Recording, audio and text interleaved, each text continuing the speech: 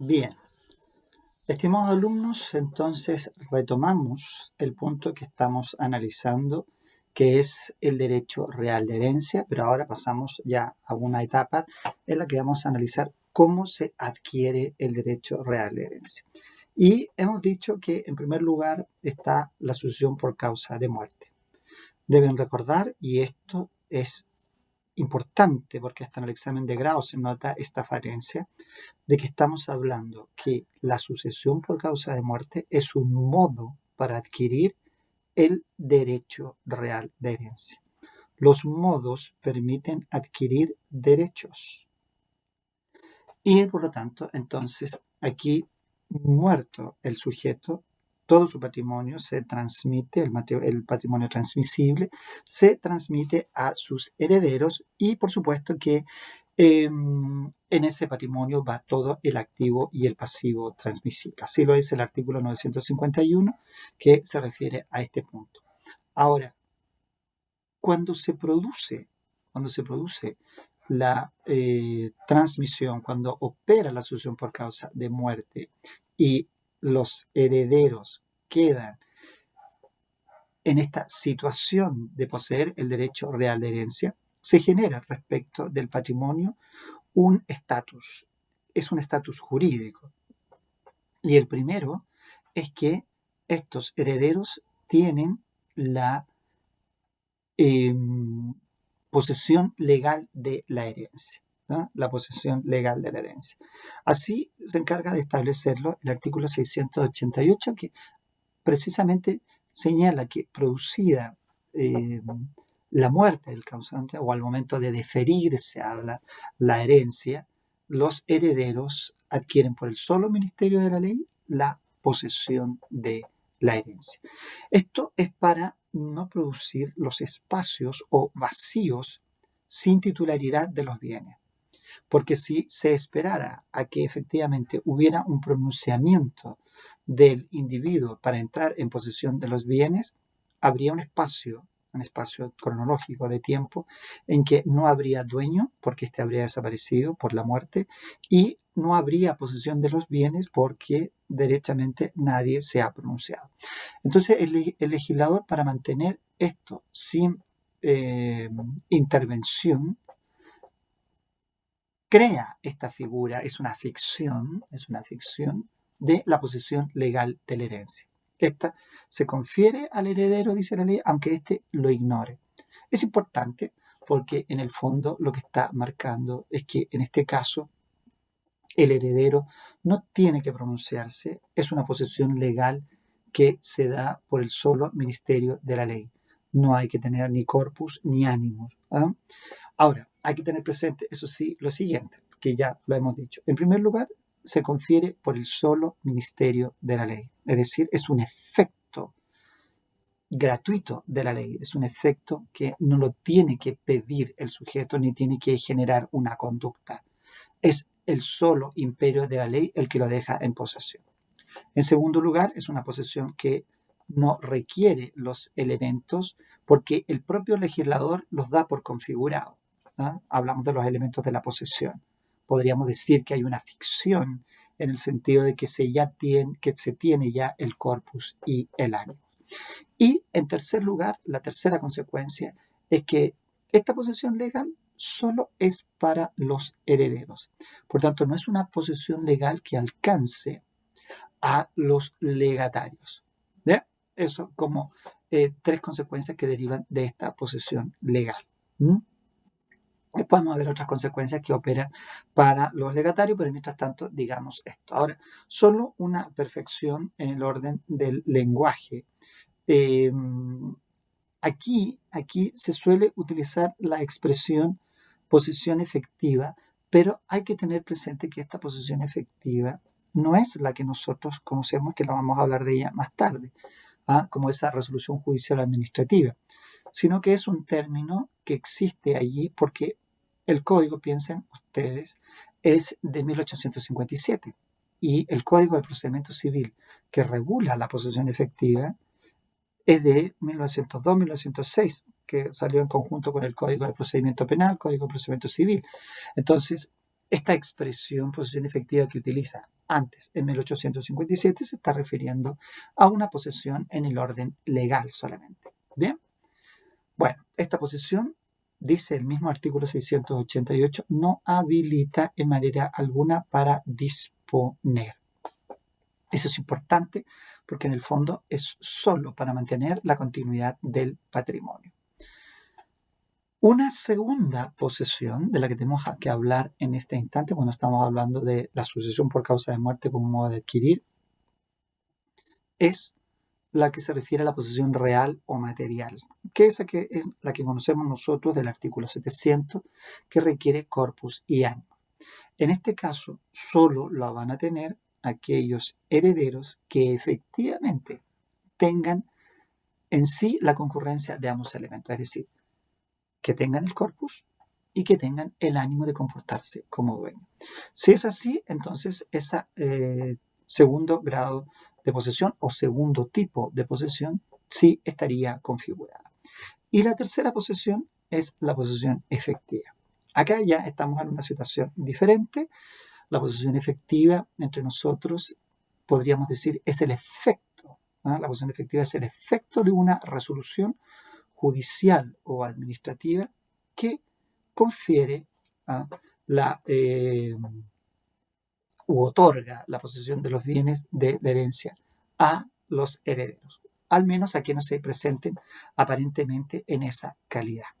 La posesión efectiva tiene dos efectos: configura o declara quiénes son los que aparecen como herederos, que realmente podemos hablar de herederos aparentes, herederos, al menos aquellos que tienen la apariencia de herederos, señala el Código de Procedimiento Civil. Y lo otro es que fija la masa de bienes. Fija la masa de bienes. Hoy día está, bueno, ya hoy día hace ya unos más de 15 años, ya estamos hablando del 2004, se modificó la tramitación de las posesiones efectivas. Aquí hay que hacer una distinción. Si el causante ha muerto testado, la posesión efectiva debe solicitarse ante el tribunal, cuya competencia estará determinada por el último domicilio del causante. En tanto que si hablamos de persona que muere sin testar, entonces en este caso la posesión efectiva deberá solicitarse ante la Dirección de Registro Civil. Allá una resolución del director es la que concede la posesión efectiva. De manera que tenemos dos caminos. Y otro caso que también va al tribunal es en el caso de que la persona haya fallecido fuera de Chile y tenga bienes en Chile. En ese caso, entonces, también hay que pedir la posesión efectiva ante el tribunal. ¿Ven? Entonces ahí tenemos los dos caminos. Lo importante es que esto es el efecto de una resolución que puede ser judicial o que puede ser administrativa. Y deja entonces declarados como herederos aquellos que presenten apariencia de herederos, y por otro lado fija también el que es caudal hereditario. La posesión efectiva, siempre se había dicho antes de la modificación que la separó en judicial administrativa, es un tipo de resolución que pertenece a la jurisdicción voluntaria o no contenciosa, y por lo tanto se pueden producir cambios. No hay un efecto de cosa juzgada que diga estos son los herederos y de aquí en adelante no hay más, o estos son los bienes y no hay más de aquí en adelante. Ello no ocurre así, porque perfectamente pueden aparecer bienes después de que se ha dictado la resolución de posesión efectiva, y pueden también aparecer nuevos herederos después de la posesión efectiva. Ahora, si aparece alguien que discute la existencia, la calidad de heredero, es probable que esto se vuelva en algún minuto contencioso. Eso lo van a ver ahí en procesal, porque de un trámite de jurisdicción no contenciosa podemos derivar en un trámite de jurisdicción contenciosa de acuerdo a las reglas del procedimiento que corresponda. Eso entonces como tercera posesión, que es lo importante que ustedes manejen en materia de posesión efectiva, posesión material o real y posesión legal. Bien, todo derivado entonces de este primer modo, que es la sucesión por causa de muerte. El segundo modo, dijimos, es la tradición.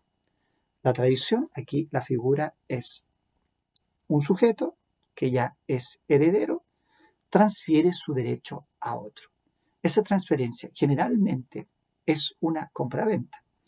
Que les decía yo en el video anterior, las personas suelen hablar de cesión de derechos hereditarios, pero en el fondo lo concreto es que es una compraventa. ¿Y cómo es una compraventa de derecho hereditario? Si seguimos la regla del artículo 1801, en ese caso es una venta solemne. ¿La solemnidad cuál es? La escritura pública. Exactamente, correcto.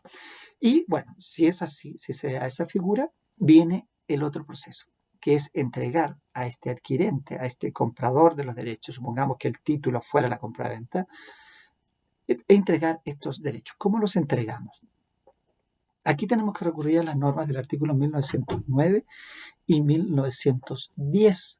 Sin embargo, ninguna de estas dos normas ha señalado la forma en que se debe realizar la tradición, solo señala el efecto. El efecto de esa cesión es que el cedente no se hace responsable, sino de su calidad de heredero. Pero ¿de qué sirve eso en el instante en que hay que entregar el derecho que estoy cediendo? Recuerden que estamos cediendo o estamos vendiendo, supongamos si fuera la venta, el derecho real de herencia, que ya sabemos que es por escritura pública el título. Pero ¿y el modo? ¿Cómo hacemos la entrega de estos derechos? Este es un capítulo de harta discusión, ya lo vimos incluso, esto va a ser solo una reiteración de lo que se vio en el curso de bienes, porque allá dijimos que en este caso habría que ver cuál es la postura que se sigue en relación con el derecho y los bienes que componen el objeto de ese derecho, que es la universalidad jurídica denominada herencia.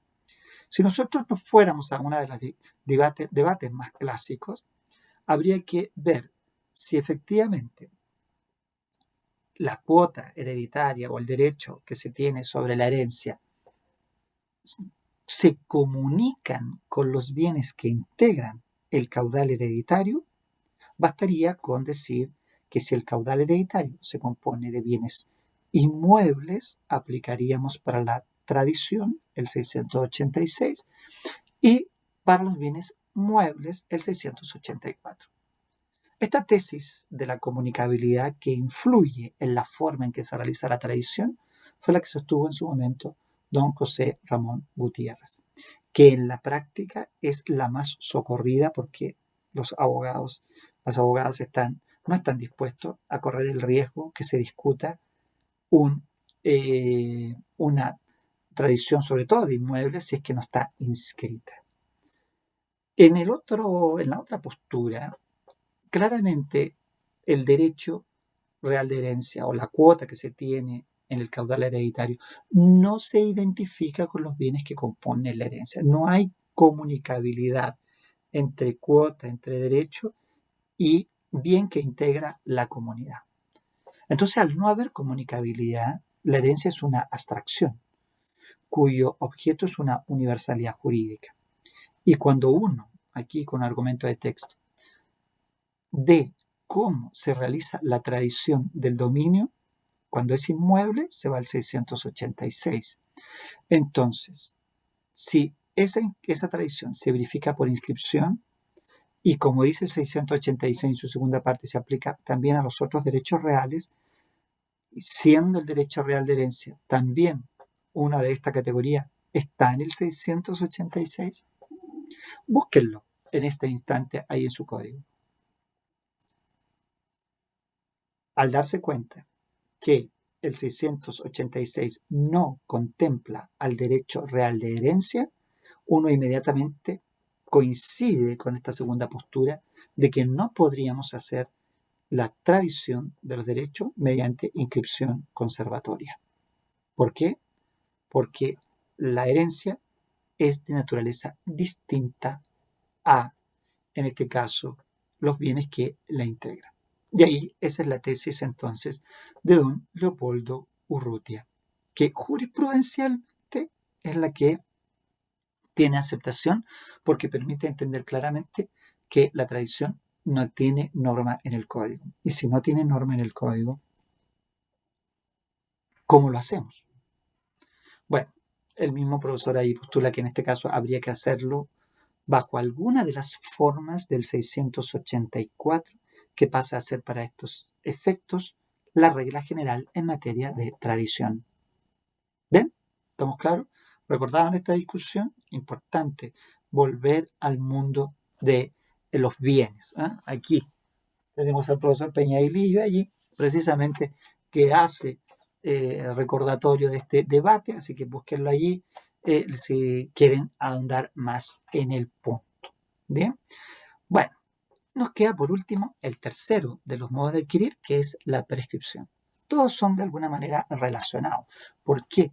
Porque en este caso estamos hablando de una persona que adquiere, pero adquiere de quien no era dueño. Recuerden que el 682 señala como principio que nadie puede adquirir más derechos nadie puede transferir más derechos de los que tiene. Así, esta regla del 682 también se aplica acá. Si hay una persona que se pretende heredero, hablemos por ejemplo del heredero putativo, que se pretende heredero y en esa calidad cede sus derechos a otra persona, esa otra persona no adquiere el dominio. Sin embargo, al estar de buena fe, al operar el justo título y al haberse hecho la traición, queda en posesión. En este caso estamos hablando de una posesión regular. Y por lo tanto, esta posesión le va a permitir adquirir dentro de un plazo. Este plazo ha sido un poquito también debatido y estructurado por la doctrina. Porque, ¿cuál es el plazo para adquirir el derecho real de herencia? Si usted se va al 2512, se va a encontrar que la prescripción extraordinaria que conduce a la adquisición del derecho real de herencia opera en 10 años. Pero el propio artículo se encarga de decir que es en la prescripción extraordinaria, en 10 años. Entonces, ¿cuál sería la ordinaria? Ahí tendríamos que ir al artículo 1269, que está inserto dentro de la acción de petición de herencia, que señala que si efectivamente existe una persona a la cual se le ha concedido la posesión efectiva, servirá de justo título a esta figura, esta resolución. Entonces, en este caso estamos hablando que ya no tendríamos un título injusto. Nos volvemos entonces o seguimos regresando al artículo 704, inciso final, que señala que en este caso sí se considera justo título cuando se ha obtenido la posesión efectiva. Así las cosas. Si tenemos justo título, tenemos buena fe y se ha hecho la tradición, el plazo se reduciría a 5 años. Por eso entonces los autores señalan que el derecho real de herencia se adquiere en 10 años por prescripción extraordinaria, 2512, y por prescripción ordinaria, siguiendo la regla del 704 inciso final y el del 1269 no hay inciso final, que se refiere precisamente a esta figura del heredero putativo, quien creía ser heredero, pero que ha tenido la fortuna de obtener en este caso la posesión efectiva. Y eso lo habilita para adquirir por prescripción. Ahí tenemos entonces, con ello cerramos los 3 modos de adquirir que permiten adquirir el derecho real de herencia. Bien, revisarlos, les voy a dejar una tareita en relación con este punto, porque este punto generalmente es un punto de juicio. Es un punto de juicio. Así que va a estar adjunto con los videos. Nos vemos entonces, sigan estudiando. Les voy a dejar también cuál va a ser el tema de nuestra próxima clase, entonces así también lo van preparando. Mientras tanto, cuidarse mucho, cuidar a los demás y ser obediente de las reglas en el orden sanitario. Un abrazo a todos.